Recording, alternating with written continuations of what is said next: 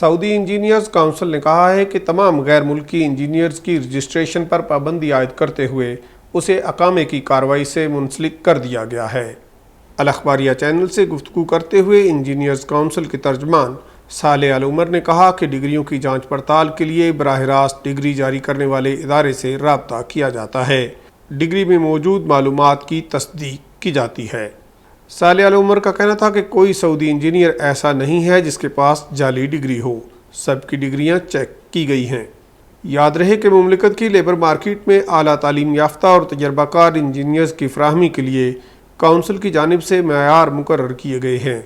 Council میں registration کے بعد انجینئرز کا پروفیشن ٹیسٹ لیا جاتا ہے، جس میں کامیابی پر انجینئرز کو کونسل کی رکنیت دی جاتی ہے۔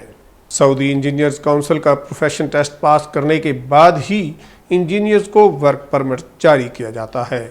اس خبر اور دیگر خبروں کی تفصیل جاننے کے لیے وزٹ کیجیے اردو نیوز کی ویب سائٹ www.urdunews.com۔